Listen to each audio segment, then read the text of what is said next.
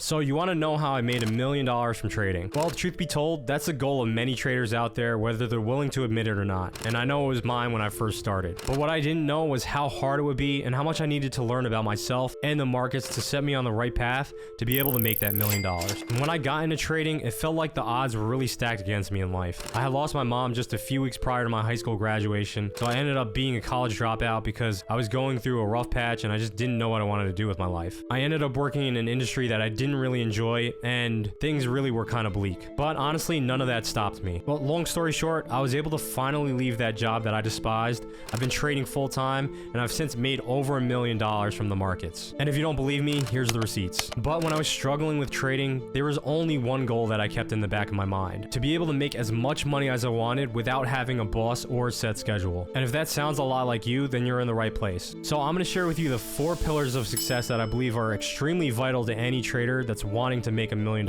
in the markets. And those pillars are energy, concentration, clarity, and mastery. This is going to be a 4-part video series where I dive deep into each one of these pillars, share with you some of my own personal experiences, and kind of give you some exercises that you guys can implement in your own lives. That way you can set yourself up for success. So without further ado, let's talk about energy. So the first point I'm going to make is make sure you're surrounding yourself with the right energy. And I'm going to talk about my own personal life. Now, I had my dad's side of the family and my mom's side of the family. My dad's side of the family was extremely negative, extremely condescending, and then my mom's side of the family was extremely positive and supporting. So I had kind of like a yin and yang experience going on where I got a ton of support from my mom's side of the family, but then my dad was kind of stuck in a dead-end job. He hated his job, so he would come home and be extremely negative. He was a chain smoker and just overall had really, really poor habits. And a lot of times he was taking out his frustrations from his job and just frustrations of life in general on us, me and my brother. So I think that kind of turned me more into a rebel, and I just didn't really obey anybody. So a lot of times, I think he would try and make me feel bad about things that I was doing. So my brother is an elder to me, and he was more like kind of like the perfect child if you guys have siblings out there. So he was a valedictorian. He got accepted to Annapolis, which is a military academy, an extremely difficult institution to get into.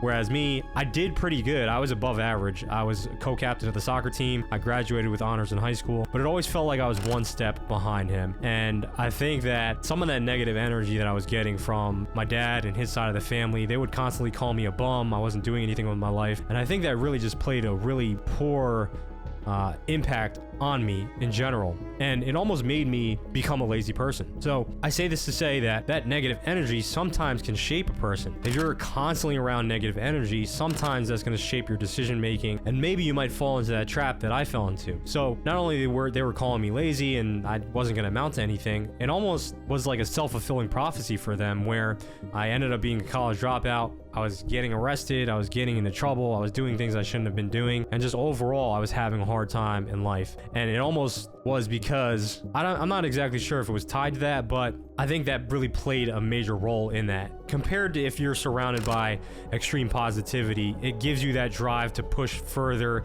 and, kind of give you that momentum. So if you have negative momentum pushing against you, it's almost like the same effect. It's like a snowball effect. And that's really what I experienced with both sides of my family. Now, also, there was this one experience that I had a couple years ago at the FX Summit. This one young lady had came up to me, and she had mentioned that she was up a huge amount in one of her prop firm accounts, and she didn't really have a great relationship with her mother.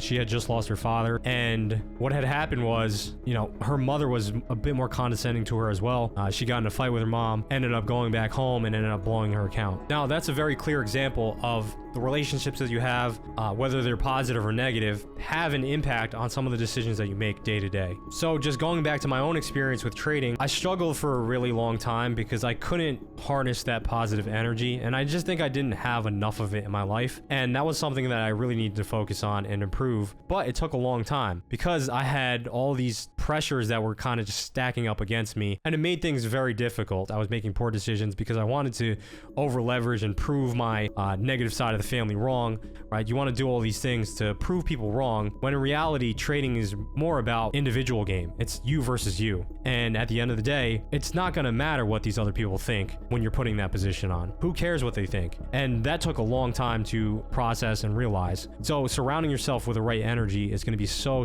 important for you guys. Now, in trading and in life, we have different events that occur that are both positive and negative. But when you're trading, you're always looking at losses as being negative and wins being as positive, when really you should flip it on its head and just say that the decisions that you're making day to day are those positive rather than the outcome. So if you're making the right decisions, even if it ends up being a loss, that is still a good outcome. And that way you're putting your energy towards the right decisions and towards the right actions that are really going to drive you forward. I didn't realize that me putting so much emphasis on the losses that I was taking really created this negative loop of energy where I was chasing money all the time. And people do say that money does have energy tied to it, and I personally believe that. If you have a positive outlook on life and you're treating money with respect, that you're gonna in turn make more money. You know, kind of here's a good example as well. If you're making money in a negative manner, that money has negative energy tied to it, and oftentimes it comes back and bites those people in the ass. So making sure that you're pursuing trading in the right way, where it's positive, that you can have positive energy around you, you're meditating every morning, you're reflecting on life, you're being grateful, and just in general trying to be a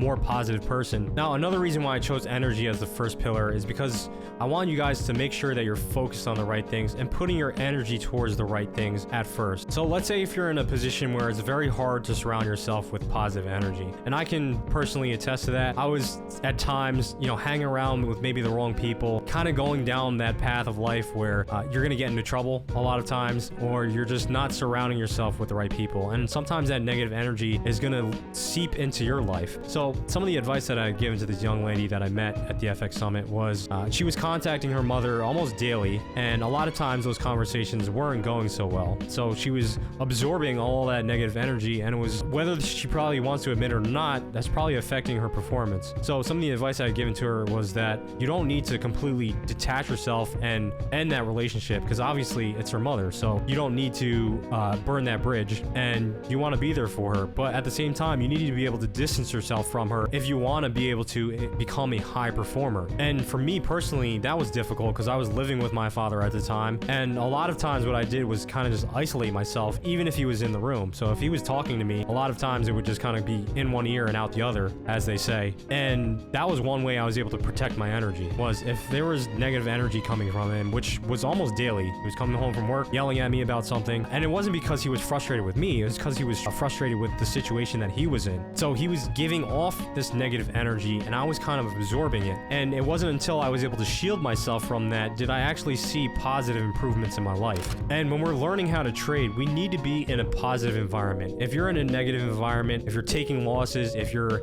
getting into fights with your significant other, with a family member or your friends, that's really going to negatively impact your decisions, because you might go into the markets and revenge trade to try and prove this person wrong, or even subconsciously you might be doing it without even you realizing it. Now, my next point when it comes to energy, which I think is probably more important than surrounding yourself with positive people and being in the right environment, is really to put your focus into the right things and put your energy into the right things. Let's say if all of your energy is going towards negative habits, like eating junk food or playing video games or binge watching Netflix, the list goes on. Now compare that with somebody that is putting their energy and their focus towards reading, journaling, back testing, and just overall trying to improve their trading edge. Trying to do that in a focused manner in today's day and age is extremely difficult. Not only is it hard to focus, but your energy is being pulled in all these different directions because you have all these distractions going on around you. So from my personal experience, I was working quite long hours, so just in general, it was hard for me to muster any energy to do the things that I needed to get done. I would get home late, didn't have time to cook, so I ended up eating a poor meal, and then not having energy to work out, not having energy to study and backtest and actually do the things that I needed to do off hours in order to prove my trading. And then I really thought that doing those same habits was going to get me different results. And the only way that you're able to change that is if you can muster enough energy when you're at your weakest. That's when you're really going to set yourself apart and find out who you really are. It's those times where your back is up against the wall and you have to be able to muster energy to be able to do it. So that is really where you should focus on for improvement, is mustering enough energy to do the things that you don't want to do, but you have to do anyway. So here are the things that I put more energy into in order to improve my life and improve my trading performance. Number one is going to be journaling. And I'm not just talking about trading, I'm talking about in life in general. At the end of each day or at the beginning of each day, you should be writing down your thoughts, writing down your goals, and writing down a plan of action for the following day. They say that only 3% of people write down their goals, but that 3% 90% probably outperforms the majority of people out there. So get good at journaling, set time aside, whether you like to or not, and just get it done. Now, number 2 is going to be your diet. And if you're eating poorly or if you're eating on a weird schedule, it is going to affect your performance and your energy levels. So if you have that midnight snack at night, you might wake up groggy. Or if you're eating really greasy food, you might get really tired and just want to go to sleep. There are recipes out there that are healthy and you can meet all your macros and are still tasty, and you can just meal prep them and pretty much get in the routine of having the same thing day in, day out. Because if you don't have a proper diet schedule each week, you're gonna end up ordering out a lot. You might DoorDash a lot, and a lot of that food, you just don't know what goes into it. So when it comes time for you to actually get things done, you might feel really sluggish. So that's really going to impact some of your other aspects of your trading. You're not going to want to study. You're not going to want to journal.